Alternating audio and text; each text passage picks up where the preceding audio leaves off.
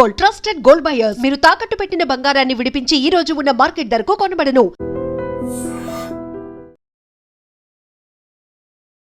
నమస్తే, welcome to I dream. నేను వాలి. ప్రస్తుతం స్టూడియోలో ఉన్నారు చలసాని శ్రీనివాస్ గారు. మాట్లాడదాం సార్. నమస్తే. నమస్కారం, అందరికీ నమస్కారం సార్. పశ్చిమ బెంగాల్లో భారతీయ జనతా పార్టీకి ఎన్నో ఏళ్ల కళ సాకారమైంది, అద్భుతంగా విజయం సాధించింది. మమతా బెనర్జీని ఏ విధంగానైనా గద్దె దించాలని చెప్పి పోరాటం చేశారు, అది ఫలించింది.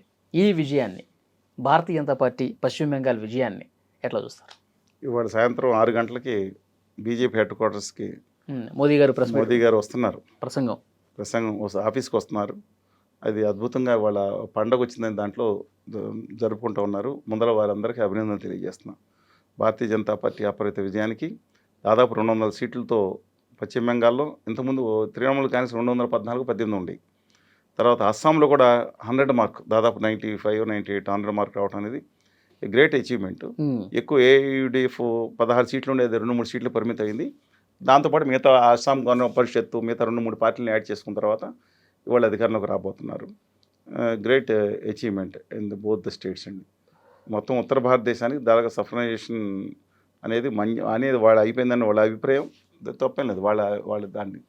అందువలన వాళ్ళ అజెండా అంతా విస్తరించాలనుకున్నారు. మొత్తం దేశం అంతా ఒకటే మతం, ఒకటే భాష, ఒకటే తిండి, ఒకే విధంగా శాల్యూట్ చేసే విధానం వాళ్ళ సిద్ధాంతం. వాళ్ళ సరే సార్, పర్టికులర్గా పశ్చిమ బెంగాల్ స్టేట్ గురించి మాట్లాడుకుంటే వాళ్ళు ఎలాగైనా ఇక్కడ గెలవాలని చెప్పి వాళ్ళు కాదు. శ్యామా ప్రసాద్ ముఖర్జీ గారని దేశం కోసం మనం డిఫర్ విత్ ఐడియాలజీ అనే ఫ్యూ ఇష్యూస్లో అయినా సరే చనిపోయాడు. ఆయన కాశ్మీర్లో చనిపోయాడు. ఆయన కళ వ్యవస్థాపకులు భారతీయ జనతా పార్టీ పాత పార్టీల యొక్క వ్యవస్థాపకులు ఆయన. ఎందుకు సార్ 1900 అంటే మనకి ఇప్పుడు చాలా కాలం బ్రిటిష్ వాళ్ళు ఉండగా ఆయన మహమ్మద్ అలీ జిన్నా గారి ముస్లిం లీగ్ పార్టీతో కలిసి, అంటే అప్పుడు ఫజల్ హక్ గారు ఉండేది ప్రధానమంత్రిగా, బెంగాల్ ఆర్థిక శాఖ మంత్రికి చేరాడు. బీజేపీ మాతృ పార్టీ ముస్లిం లీగ్తో కలిపి ప్రభుత్వాన్ని ఫామ్ చేసింది. చాలామంది ఇక్కడ ప్రజలకు తెలియదు అంటే 99% తెలియదు వీళ్ళకి. కాంగ్రెస్ పార్టీ అంతా దాంట్లో బయటకు వచ్చేసిన తర్వాత వీళ్ళు వెళ్ళి బ్రిటిష్ వాళ్ళ ఆశీస్సులతో వాళ్ళతో కలిపి 2-3 ప్రభుత్వాలు ఏర్పాటు చేసుకుని అధికారం చెలాయించారు. ఆ టైంలోనే ఈ ప్రభుత్వాలు వెంటాడే 50 టీములు పెట్టుకుని నేతాజీ సుభాష్ చంద్రబోస్ని కాల్చి చంపడానికి అంటాడిన నికృష్ట బ్రిటిష్ ప్రభుత్వాలు ఇవన్నీ. సత్యం నేను చెప్పేది. పటేల్ గారిని జైల్లో పడేశారు, గాంధీ గారిని, నెహ్రూ గారిని, ఆజాద్ గారిని మొత్తం పెట్టలను కాల్చి చంపేసింది. ఆ రోజుల్లో క్విట్ ఇండియా మూమెంట్ టైంలో కూడా బ్రిటిష్ ప్రభుత్వం అండ్ ఇతర ప్రభుత్వాలను ఫాలో అవ్వాలి కదా. ఈ దేశాన్ని 2గా వెదదీయాలనేది అప్పుడు వీళ్ళ పార్టీను ముస్లిం లీగ్ అధికారంలో ఉండగా ఒక వేరే చట్టసభ తీర్మానం ఆమోదించారు. అసలు ఇటు బస్సులు గాంధీ గారికి ఇష్టం లేదండి. గాంధీ గారు సతీమణి కస్తూర్బా గాంధీ గారు అప్పుడు జైల్లో ఉండగా చనిపోయారు. ఇవన్నీ సిద్ధాంతం. కానీ ఆ రోజు నుంచి బెంగాల్లో మళ్ళీ మన బాసు శ్యామాప్రసాద్ ముఖర్జీ గారు వ్యక్తిగతంగా గొప్పడే ఉంటారు. మళ్ళీ రావాలి అనే ఉద్దేశంతో కసితో పనిచేశారు. ఏ రోజు సాధ్యం కలదు వాళ్ళకి. ఎప్పుడు 2 సీట్లు కూడా లేదండి. మహా ఉంటే 2 సీట్లు. సిపిఎం పార్టీ 34 సంవత్సరాలు చేసింది. అప్పుడు సిద్ధార్థ శంకర్ గారున్న మిగతా కంటిన్యూగా లాస్ట్ పాలకులు కాంగ్రెస్ అయిపోయిన తర్వాత జ్యోతి బసు గారు చేసిన తర్వాత బుద్ధదేవ్ భట్టాచార్య గారు చేశారు. కొట్టేసి నందిగ్రామ్లో కొట్టి ఈవిడ వచ్చారు. ఈవిడ ఫస్ట్ కొట్టింది ఎవరిని? కమ్యూనిస్టుని. మార్క్సిస్ట్ లెనినిస్ట్ పార్టీతో కలిపి కమ్యూనిస్టులను కొట్టారు, తర్వాత వాళ్ళని కొట్టారు. మోస్ట్ ఫీర్సిబుల్ ల్యాండ్ అండి ఆవిడ. వాళ్ళ బెంగాల్లో మనం ఏది జరిగిందో మన పాయింట్ టు పాయింట్ మాట్లాడుకోవాలంటే మెయిన్ బెంగాల్లో గెలవడానికి కారణం యాంటీ ఎస్టాబ్లిష్మెంట్. 15 సంవత్సరాల పాటు ఏకస్వామ్య పాలన, యాంటీ ఎస్టాబ్లిష్మెంట్. ఎవరికైనా అలాగే ఉంటుంది. రెండోది ఆవిడతో పాటు ఉన్న డిజానెస్ట్ అవినీతి పరమైన వాళ్ళందరినీ ఎవరైతే ఆరోపణలు చేశారో అధికారులు అందరినీ బీజేపీ తీసేసుకుంది. నిర్మా పార్టీలు చేసి వాళ్ళని పునీతులు చేసేసింది. ఆవిడతో పాటు ఎవరు లేరు. అందుకని ఆవిడకి ఎవరికి వ్యక్తిగతంగా అవినీతిని అంటకట్టలేరు. ఆవిడ ఇల్లు చూడండి, నిన్న కూడా చూసి వచ్చారు. 2 చెప్పుల చేత వాళ్ళ పార్టీ నడపడానికి ఏమైనా మిగతా వాళ్ళు చేస్తారేమో. అలాంటిది ఎక్కడ తేడా వచ్చింది? మైనార్టీ ప్లీజ్మెంట్ కోసం ఆవిడ 1 సైడ్ యాక్షన్ తీసుకుంటాం. ఇది బీజేపీ క్యాష్ చేసుకుంది. ఆవిడ బ్యాక్కి వెళ్ళలేదు. ఎందుకంటే ఒక ఓట్లో అందరినీ బాగా చూస్తాను, మిగతాని 2-3 సార్లు చూసిన తర్వాత అద్భుతంగా బంగ్లాదేశ్ కార్డుని వాడుకుంది బీజేపీ. చాలా అద్భుతంగా రాజకీయం వాడుకుంది. మత ప్రాతిపదికన విద్వేషం రెచ్చగొట్టాలని చూసింది. వాళ్ళు చేస్తారండి, చేయకపోతే అదేముందండి. కానీ ఈవిడ పాపం కూడా ఉంది దాంట్లో కొంచెం. ఎందుకంటే ఆ అప్లీజ్మెంట్ ఇది కానీ దాంట్లో స్పష్టంగా కొన్ని విషయాలు ఉండాలి. ఇలా ఉండబట్టే కమ్యూనిస్టులు వెళ్ళిపోయారు, నేను ఉంటే అలాగే అనుకున్నారు. వాళ్ళు దాదాపుగా ఏది కావాలో అది మాట్లాడే వాళ్ళు, హేతుబద్ధంతో భావనతో వెళ్తారు. అందువల్ల అయిపోయి నేను కూడా అయిపోతాను, ఈ సీట్లు కూడా రావాలని ఆవిడకి వచ్చి ఉంటుంది. ఇంకో అతివాద పార్టీ తీసుకుంటున్నామని తప్పనిసరి క్యాచ్ 20 అంటే తప్పనిసరి సిచ్యువేషన్లో ఆవిడకి నెట్టేయడం జరిగింది. అందువల్ల ఆవిడ బయటికి రాలేరు. ఇది వాళ్ళ మన నెగ్గిన సీట్లు కొట్టుకుని జలపాయిగిరి, సిలిగురి అంటే నార్త్ బెంగాల్లో ఏదైతే కూర్చుపోయారో పక్కన ఉన్న మొత్తం ఏరియాలో ఒక 2 సీట్లు కూడా టీఎంసీ రాలేదు, సిలిగురి మొత్తం. అలాగే ఒక కలకత్తా డమ్డమ్ స్థానంలో కమ్యూనిస్ట్ పార్టీకి మళ్ళీ ఒక 0 ఉండేది, ఇప్పుడు 2 స్థానాలు వచ్చింది, కాంగ్రెస్ కూడా వచ్చింది. ఏదైతే మిడ్నపూరు, వెస్ట్ మిడ్నపూరు ఈ జిల్లాలు అంటే మిగతా అంటే పశ్చిమ బెంగాల్లోని పశ్చిమ భాగంలో సౌత్ సెంట్రల్ భాగాన్ని మళ్ళీ స్వీప్ చేసింది. 11 స్థానాలు కూడా లేవు.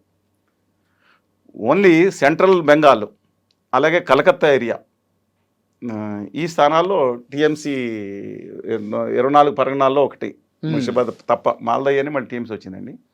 ఈ ఏదైతే ఉందో అది వచ్చింది. దానికి కారణం ఏంటంటే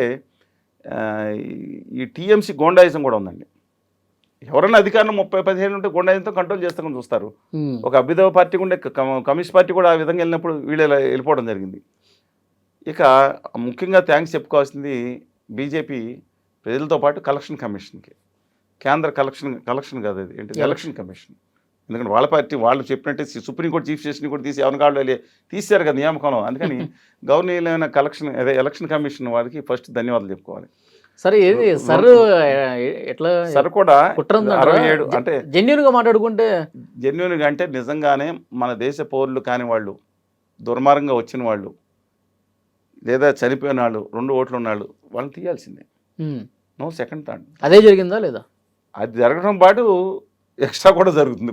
తమకు అవసరం లేని ఓట్లు కూడా మొత్తం తీసేశారు, ఆ 50 లక్షల ఓట్లు లేదా మైనారిటీలు తీశారనేది పాక్షిక. ఎందుకంటే అది ఆరోపణలు చేస్తారు, కరెక్ట్ కాదు కదా. మొత్తం తీసిన ఓట్లన్నీ టీఎంసీ ఓట్లు ఎలా తీస్తారు?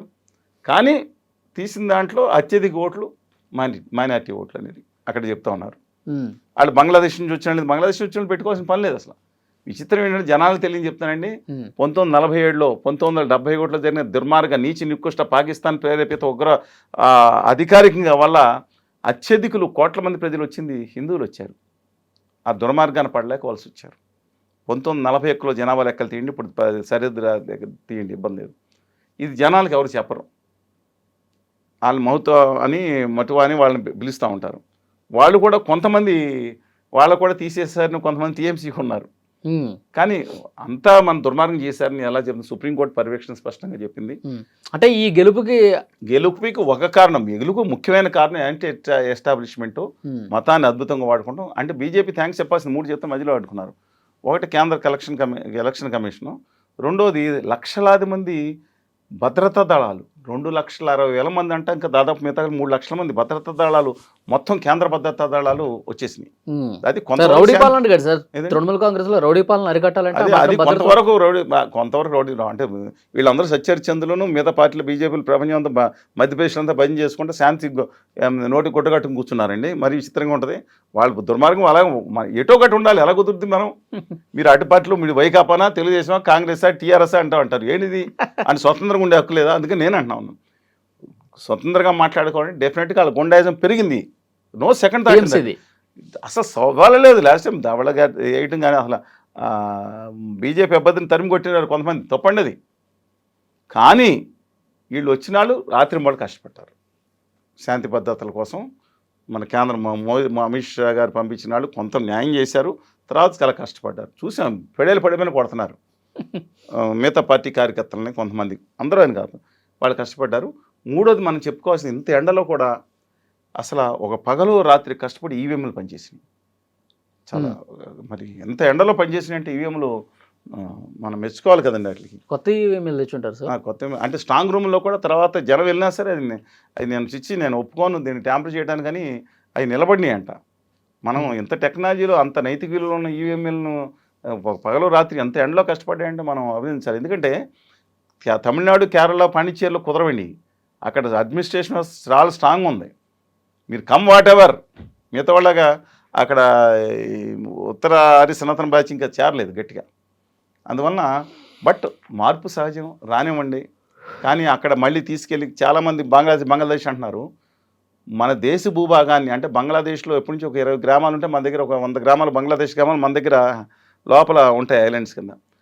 మన దేశ భూభాగాన్ని అత్యధికం తీసుకెళ్ళి బంగ్లాదేశ్కి అప్పచెప్పేశారు మోడీ గారు అనేది స్పష్టంగా అనేక మంది ఆరోపణలు చేశారు.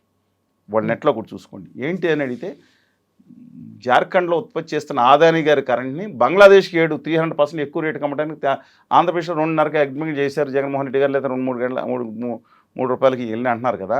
అక్కడ 7.5కి అగ్రిమెంట్ చేసి బంగ్లాదేశ్కి పశ్చిమ బెంగాల్ నుంచి లైన్ ద్వారా పంపించేది, దాని బదులు ఇది ఇచ్చేశారు. అక్కడ ఆరోపణలు వాళ్ళు ఎందుకు ఎక్కువ రేట్లు కొంటున్నారంటే అలాంటి మనకు బోడంత భూభాగం ఇచ్చాడు మోడీ గారిని వాళ్ళు అంటున్నారు. ఎంతవరకు ఫేర్ అని మీరు నొక్కటి చూసుకోండి. కానీ మమతా బెనర్జీ గారు మాట్లాడలేదు. ఎందుకని? బెంగాలీగా మాట్లాడగలుగుతాను, విలేజ్ ఇచ్చేస్తున్నప్పుడు అమ్మో మైనార్టీలు ఓట్లు పడతాయని. సిపిఎం కాంగ్రెస్ మాట్లాడినాడు ఓట్లేదు, దేశద్రోహులు అంటారు మేడం. అందువల్ల బట్ వాళ్ళ అస్సాంలో కూడా 1 సీట్లు ఎక్కడం అనేది పక్కనే కదండి. అస్సాంలో కూడా బెంగాలీలు చాలామంది ఉంటారు. అస్సాంలో మీరు చూసుకుంటే బెంగాలీ భాష దాదాపు 20% మాట్లాడుతున్నారు. అస్సామీస్ 59%. కొన్ని జిల్లాలో అయితే 39, 40, 25 కూడా పడిపోయింది అస్సాం భాష. అక్సోమ్ అంటారు భాష పడిపోయింది. బెంగాలీ, హిందీ కూడా పెరిగిపోతుంది. ఎక్కువ మంది మైగ్రేటెంట్స్ బెంగాలీలో కలకత్తాలో టాప్ మోస్ట్ అంతా మారవాడీలు బ్యాచ్. మొత్తం కలకత్తా మొత్తం డామినేట్ బై మారవాడీస్. ఇది బొంబాయి ఆర్థిక పరంగా గుజరాత్లు డామినేట్ చేసినట్టు అది చేస్తూ ఉంటారు. వాళ్ళ శక్తి సామర్థ్యాలు 90% వరకు ఒకే పార్టీకి ఉంటాయి. అందుకని let us wait and see. Number of issues ఉన్నాయి. సార్ ఇప్పుడు బెంగాల్లో తృణమూల్ కాంగ్రెస్ పరిస్థితి ఏంటంటారు? భవిష్యత్తులో ముక్క చెక్కలు చేస్తారు, అందులో ఉన్న ముక్క చెక్కలు చేస్తారు, వెంటాడతారు, వేటాడతారు. ఎవరిని వెళ్ళే సమస్య లేదు, మీద సమస్య లేదు దాంట్లో. ఆవిడకి ఏముంది పోయింది? నా చెప్పులు అవాయి చెప్పులు నాకు ఆవిడ నిలబడుతుంది. మానసిక వేదనలు గురి చేస్తారు. వాళ్ళ మేనరుడు అభిషేక్ బెనర్జీని పట్టుకుంటారు. ఇప్పుడు వాళ్ళు మిగతా వాళ్ళందరినీ బంధువులు కూడా లాగేసుకున్నారు కదా. కాకపోతే ఏంటంటే ఈ తప్ప సర్ఫు నాణ్యత ఎలా ఉందని నిర్మా సబ్బు చూసుకుని ప్రయత్నిస్తారు. ముక్క చెక్కలు వదలరండి. ఒక్కసారి అధికారంలోకి వస్తే ఇంకా ఎక్కువ కాలం ఉండే సంప్రదాయం ఉంది కదా. అసలు ఇంకోసారి రాణించే సమస్య లేదు కదా టీఎంసీనా. అసలు 15 ఎందుకంటే ఇంకో 15 ఏళ్ళు కమ్యూనిస్టులు లేచి నిలబడితే తప్ప, వాళ్ళు సవరించుకుంటే తప్ప విధానాలని, లేదా కాంగ్రెస్ లేచి నిలబడితే తప్ప అక్కడ చాలా కష్టం అవుతుంది. కాంగ్రెస్కి 1 సీట్ వచ్చింది, పర్సంటేజ్ ఆఫ్ ఓట్లు చాలా తక్కువ వచ్చినాయి. Let us wait and see. వామపక్షాలకి 6% ఓటింగ్ 7%కి పెరిగింది. 1%, 1.5% ఇంకా ఫైనల్ పేపర్స్ రాలేదండి. 6% కాన్స్టెంట్ ఓటింగ్ ఉంది లాస్ట్ ఎలక్షన్. ఇప్పుడు 7% పెరిగింది అంటున్నారు. కాంగ్రెస్ పార్టీ కూడా బట్ ఉన్న సీటు కోల్పోయినట్టుంది. Let us wait and see. ప్రజలు కూడా ఆలోచన రావాలి. కానీ మతం మీద రాజకీయాలు అక్కడ నడుస్తుంది. పక్కన బంగ్లాదేశ్ ఉంది, చూద్దాం బీజేపీ పాలన ఎట్లా ఉంటుంది. బీజేపీ పాలన ఆదాని గారు అందరూ మొత్తం గుజరాత్ వ్యాపారులు వస్తారు, మొత్తం డేటా సెంటర్లు వచ్చినాయంటారు. డబుల్ ఇంజిన్ సర్కార్ ఏర్పడుతుంది కదా. డబుల్ ఇంజిన్ అనేది ఒక ధ్రువరాటి గారు చెప్పారు. గురుగావ్లో మన వరదలు వస్తే అలకల్లో అయిపోయింది. ఒక్కొక్క ఇల్లు 70 కోట్లు 50 కోట్లు విలాసం, మొత్తం అలకల్లో 5 ఇంజిన్ సర్కార్ అంట. అక్కడ అది బీజేపీ ఉంది, మున్సిపల్ కార్పొరేషన్ బీజేపీ ఉంది, ఇంకొక హర్యానా గవర్నమెంట్ బీజేపీ ఉంది. రాసుకొచ్చారు 5 కార్పొరేటర్ తగ్గించి 5 వరకు కూడా కేంద్ర ప్రభుత్వం 5 ఇంజిన్స్ ఉన్నాయి. కానీ దిక్కు దివాణం లేదు. ఇది పరిస్థితి. నీళ్లు కొట్టుకుపోతున్నాయి, వరదల్లో మునిగిపోయింది, సస్తనం బాబు అని చెప్పి అంత 2 కోట్లు 4 కోట్ల కార్లన్నీ పడవలుగా తేలుతున్నాయి ఢిల్లీలో గురుగావ్లో ఇంతపాటి వర్షానికి వస్తే. కానీ let us wait and see. చూద్దాం సార్ బెంగాల్ రాజకీయం భవిష్యత్తులో అంటే బెంగాల్ ఇంపాక్ట్ దేశ రాజకీయాల మీద ఉంటుంది. వచ్చే ఎలక్షన్స్ గ్రౌండ్ ప్రిపేర్ చేసుకుంటున్నారు. నెక్స్ట్ జమిలీ ఎన్నికలు కాబట్టి అందుకని మొత్తం అక్కడ పెట్టుకుని గవర్నమెంట్ డీలిమిటేషన్ కూడా వాళ్ళకి కావాల్సినట్టు చేసుకునే అవకాశం అద్భుతంగా ఉంటుంది. డీలిమిటేషన్ ట్రై చేస్తున్నారు. ఇవాళ మీకు అర్థమైపోయింది, 30 సీట్లు ఉన్న వాళ్ళ మొత్తం ఎంపీలు డప్పని లాగేస్తారు. వాళ్ళు చూసుకోండి, మీకు జరిగిపోతుంది. రాజ్యసభ ఎంపీల దగ్గర నుంచి లోక్సభ నుంచి ఆపరేషన్. మొన్న లోక్సభలో 29 వచ్చినాయి టీఎంసీకి వచ్చినాయి. రాజ్యసభ ఉన్నాయి మొత్తం 38 మంది 40 మంది ఎంపీలు ఉన్నారు. వాళ్ళందరినీ ఇప్పుడు ఎంతమంది లాగేస్తారు చూడండి. ఇప్పుడు పంజాబ్ అసెంబ్లీలో ముగించామని చెప్తాను. పంజాబ్ అసెంబ్లీలో 2 సీట్లు ఉన్నాయి ఉత్తర భారతీయ జనతా పార్టీ. ఒకటేమో పఠాన్కోట్, ఆ రోజు ఎమోషన్. రెండోది జలంధర్ కంటోన్మెంట్, ఆర్మీ ఎక్కువ ఉంటారు. ఈ 2 సీట్లు నెగ్గింది. అక్కడ పార్లమెంట్లో 6 జాయిన్ అయ్యారు. వాళ్ళకి 1/2 సీటుకు 1/4 సీటు కూడా రాదు. రాజ్యసభలో 6 జాయిన్ అయిపోయారు. దాన్ని చూసి 2 సీట్లు చూసి ఆ పార్టీ ఆమ్ ఆద్మీ పార్టీ మొత్తానికి విలీనం అయిపోయింది అంట. ఈ దిక్కుంది ఏమన్నా లేకుండా అయిపోయింది. ఈ దేశ రాజకీయాల్లో హిట్లర్ తరహా రాజకీయాల్లో ఇందిరాగాంధీ గారిని ఎమర్జెన్సీ అని వ్యతిరేకించాం. ఇందిరాగాంధీ గారు ఫాదర్ రాజకీయం చూస్తున్నాం. ప్రజలు ఆదరిస్తున్నారు కదా సార్ ఈ విజయాలు. ప్రజలు ఆదరిస్తున్నారంటే ఏమండి, ప్రజలు ఎట్లను కూడా ఆదరించారు. ఏం చేశాడు తీసుకెళ్ళి? నేను ఇప్పుడు రాజ్నాథ్ సింగ్ గారు, గడ్కరీ గారు లాంటి మంచి లీడర్స్ కూడా ఉన్నారు. I'm not denying that. వాళ్ళు నా దేశాన్ని తీసుకెళ్ళి గుమా వ్యాపారులకి, క్రోనీ క్యాపిటలిస్ట్ తాకట్టు పెట్టే మనుషులు కాదు వాళ్ళు. ఈవెన్ నేను మళ్ళీ చెప్తున్నాను, యోగి ఆదిత్యనాథ్ గారు కూడా అలాంటి మనిషి కాదు. ఏళ్ళలాగా షో బిజినెస్ చేసి గుజరాతీ వ్యాపార వెనకమాల దాచుకుని చేయలేదు. వాళ్ళ సిస్టర్ ఎలా ఉన్నారో కూడా హానెస్ట్గా చూసాం. అబ్సల్యూట్లీ వాళ్ళు ఉన్నారు. అంటే వాళ్ళ ఐడియాలజికల్ కొన్ని డిఫరెన్స్ ఉండొచ్చు, కానీ దేశాన్ని అమ్మేరు వాళ్ళు. Okay, later wait. Thank you sir. నమస్కారం.